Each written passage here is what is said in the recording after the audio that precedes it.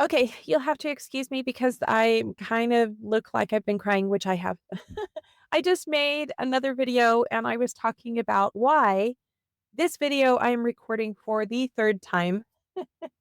It was kind of a thing that happened, and I will let you see that other video. It also explains why I'm wearing the same shirt in that video and I'm in the same location because I need to make this video again for the third time because it's important. It's an important topic.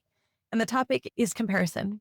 And I think, I know, I feel so strongly that comparing ourselves with other people is one of the greatest tools. It is like one of the most effective tools that Satan uses against us to bring us down, to make us make us doubt ourselves, make us feel insecure, make us get depressed and feel lonely or not enough. And that's got to stop. It can't be. And that's why I want to talk about this today.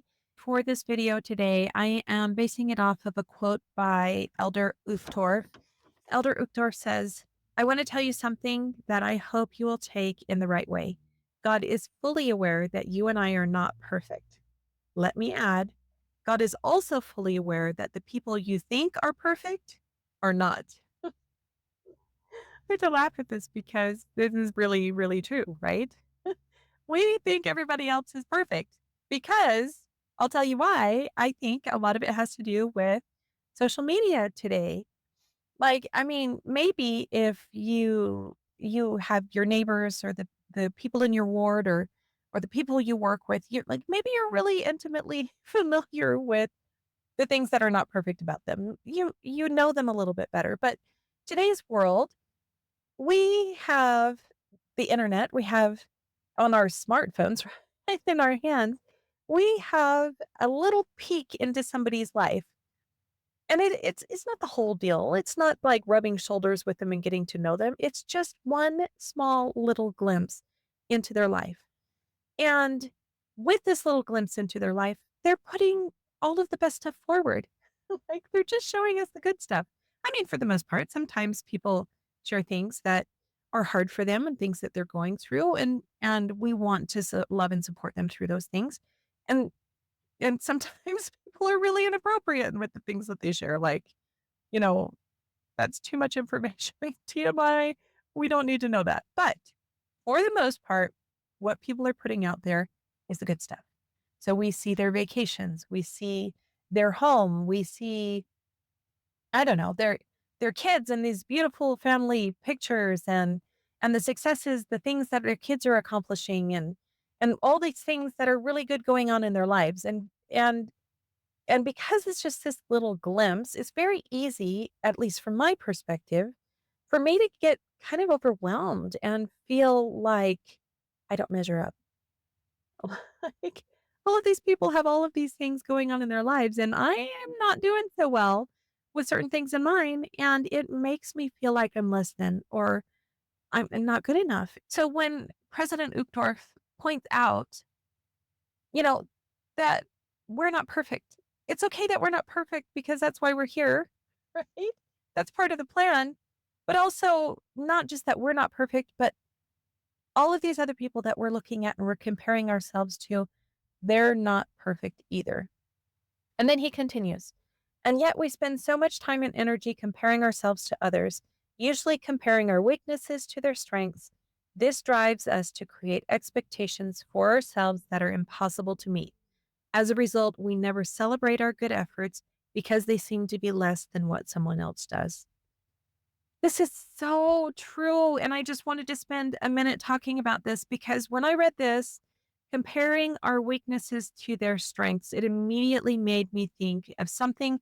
I think it might have even been in a lesson a long time ago where somebody was mentioning that when we compare ourselves to other people, it's like us comparing our backyard to someone else's front yard, meaning like, I don't know, maybe you have a perfect backyard and it's perfectly manicured, but sometimes the backyard is where things are kind of let go because it's not shown to everybody, right? Like maybe there's weeds or maybe there's toys all over, or maybe the dog's been digging and there's a whole bunch of holes or maybe it's just kind of overrun. Actually, there's this commercial on right now where I don't even know what the commercial's for, but I know that there is like a phone call.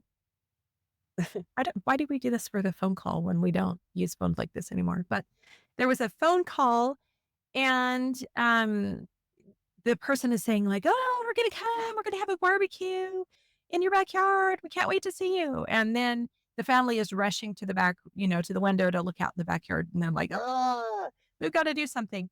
And the backyard is a disaster, and there's actually all of these critters all over the place. Like this is the kind of backyard that I'm talking about. Like the backyard is representing our lives. Our lives are messy. Our lives are not perfect. Like things happen and things are hard and things don't always go smoothly and every single day we're learning and growing so it can't be perfect, right? So our backyard may be a little messy, maybe a lot messy, maybe it's a disaster. But in the front yard, what we're putting out there to everybody else, what we're putting up on social media, actually, maybe what we're putting out there when we go to work or we go to church, right? We're putting out there our best selves. But that little glimpse, what we put out there is not the whole thing. It's not the whole thing. That's not all of who we are. And so when we are comparing what he says, comparing our weaknesses to their strengths, comparing our backyard to their front yard, we're not being fair to ourselves. We're being hard on ourselves. That makes me think also of the talents. So, the story in the scriptures where Jesus is talking and he talks about giving a servant 1 talent and another one 5 talents and another one 10 talents, right? And so I have thought before, I've thought like, wow, this this 1 talent guy, he has every right to feel kind of upset about this. He got ripped off. Like what if he's thinking like, I work just as hard as the guy with the 10 talents or, I deserve just as much as he does. And he has every right to feel jealous. Maybe he felt really, really jealous. I don't know. But if it was me in that situation, I probably would be comparing myself and feeling really, really jealous. And that's not the point of the story. And it's not what Heavenly Father wants for us, right? He doesn't want that for us. He wants us to appreciate what we have. He wants to take what we have and he wants us to use what we have and to grow it into something more. And maybe our something more is not somebody else's something more. And maybe what we're starting with is not what somebody else has started with. But that's not the point.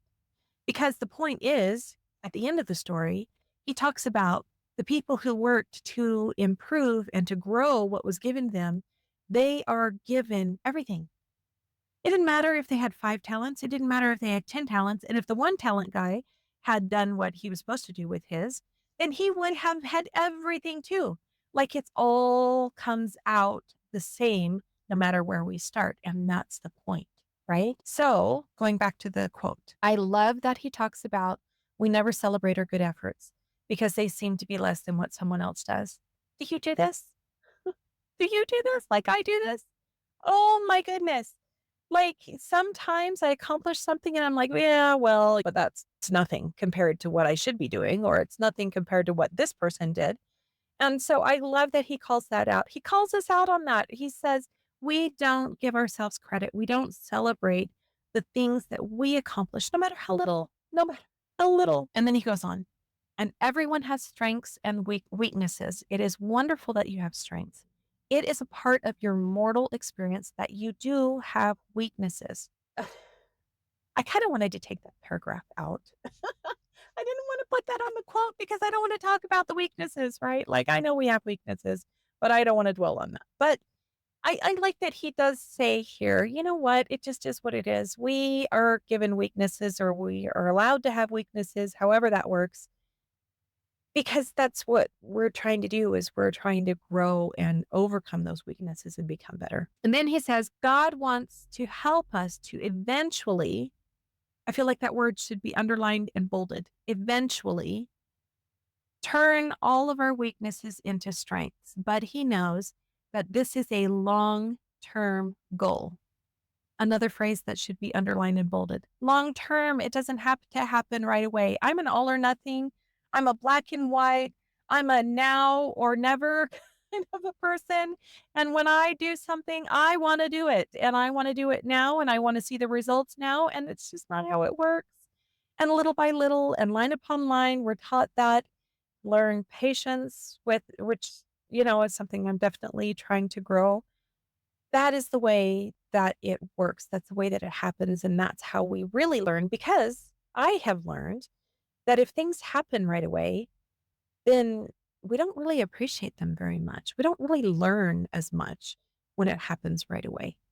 And so when we go through step by step, that's where we take the learning and we embed it into our hearts and we keep it for longer. He goes on to say he wants us to become perfect. And if we stay on the path of discipleship, one day we will. It's okay that you're not quite there yet. Keep working on it, but stop punishing yourself. The part that I really struggle with the most in this department is being a mom. Being a mom, I just feel like there's a million things every single day that I am kicking myself for, that I am being hard on myself for. Like, I shouldn't have said this, or I should have said this, or I shouldn't have done this, or I should have done this, or I need to be this way instead of being this way. Like, every single moment, I just feel like sometimes I feel like I'm just giving my kids this whole load of something that they're going to need, or a lot of things that they're going to need to talk about in counseling later. Like, they're going to have to work out in counseling later because I'm imperfect and I make so many mistakes. And I think it's parents is really, really hard because we want our kids to be happy. We want them to thrive. We want them to have the very best of everything. And then we see how maybe some of the things that we're doing or saying or giving them or not giving them may not be helping them to thrive and be happy. It may be making things hard. But I have really thought about this a lot and I have come to the understanding that it's okay. It's okay. Somebody pointed out to me the fact that it is what it is. That our children have their own path. They have their own learning and their own growth and their own things that they have to get over. And if one of the things that they have to get over and one of the things that they have to learn past and grow past is me or some of the things I've done or haven't been for them, it's okay because it's their path and it's their way to grow and develop. And I remember I want to say that it was Neil A. Maxwell that he said that we are each other's clinical material. We're each other's clinical material. And it is, and that goes for our children too, right? That is just true for our children too. We learn from each other. And even sometimes things that hurt and aren't perfect, we learn from each other. So it's okay. I can't take that away from them. I can't take the experiences away from them, the chances to learn and grow and do their own path. I can't give them perfection. I can't give that to them because I'm not perfect and I'm learning. I've never been a mom before. And honest to goodness, I came with baggage myself and I have had to work that out myself, right? I can't give them perfection, but what I can give them is an example of self forgiveness, is an example of self love, is an example of how I handle it when I make mistakes. That I acknowledge them and that I apologize for them and then I forgive myself for them and I let it go and I just try harder. And our kids are learning from us, right? Like they pattern themselves a lot after us. I mean, they have their own personalities, they have their own way of doing things and their own selves, but a lot of what they go into adulthood with is the patterns that we have developed and the programming that we have given them in our life and our family situation and the way that we do things. And so when they see us beating ourselves up, when they see us constantly comparing ourselves and feeling less than or not enough, what do you think that they're learning for themselves? What are they taking in on themselves? Those are the patterns that they are developing for themselves, and we don't want to give them that. But stop being mean to yourself. Stop using whatever measuring stick that you're using to compare yourself to other people. Stop using that stick to beat yourself up and to hurt yourself and to make yourself feel bad. You don't want it for your kids, so you don't want it for you. So stop punishing yourself. Stop it. Stop punishing yourself. Stop beating yourself up for not being or looking like or having or doing what the other people around you are doing and looking like and being like. You are you. You have your own talents. You have your own gifts. You have your own abilities and skills and strengths, and you are uniquely you, and you can do things that nobody else can do. You have a place in this world that nobody else has. Stop trying to compare yourself to other people and make yourself into something that you're not. Use the things that you have, appreciate them, and stop punishing yourself for not being somebody else. You were never meant to be somebody else. He needs you and he loves you for who you are. And he continues, Dear sisters, many of you are endlessly compassionate and patient with the weaknesses of others. Please remember to also be compassionate and patient with yourself. I don't know why it's taken me so long to think about this or understand this, but I've recently become more aware of just how much space the people around me give me. Like they give me the space to be me and to make mistakes, and they forgive me easily, and they let me have my quirks and my problems and my issues, and they just love me anyway. And I've spent some time in the last week or so kind of contemplating this, and I thought, why do they do that? Like, sometimes I'm really hard on other people, and I feel like I don't want to give other people that space to be themselves.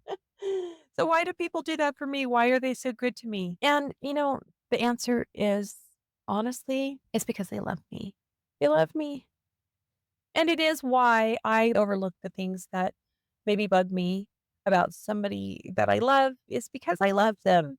And that's what we do when we love somebody is we give them allowances, we give them a break, we give them space to grow and to become and to do what they need to do and be who they need to be. And that's what the Lord does for us. He gives us space to learn and to grow, and he walks alongside us the whole way while we're doing that learning and growing, but he's really patient with us, and he lets us try again and again and then again and again and again. Thank heavens we have the atonement. Thank heavens we have the ability to keep trying again and again and again. But he loves us no matter what. He loves us no matter what. We can give that love to ourselves freely. We can give that forgiveness to ourselves. We can give that elbow room for ourselves to learn and grow and change and develop and become, and it doesn't have to happen all at once, and nobody expects us to be perfect. They're going to love us anyway. We can love ourselves anyway. So the answer definitely is that we need to be nicer to ourselves and we need to stop comparing ourselves. But how do we do that? Like, how do we learn self-love if we have not been practicing that, if we have not felt that? How do we change our beliefs about ourselves to go from feeling like I'm not enough to suddenly feeling like, oh, I'm enough. Everything is good. And that's what I talk about in one of my videos. It's the anchor video to this whole series of feeling like you aren't enough and you are not the thoughts in your head. That video talks about what it comes down to is building a relationship with Christ. That video talks about trusting him and changing how we feel about ourselves. I invite you to watch that video. I invite you to like and subscribe and to share this with anybody else who needs to hear this message. Take care of yourself, be good to yourself, give yourself a break, and I'll see you soon.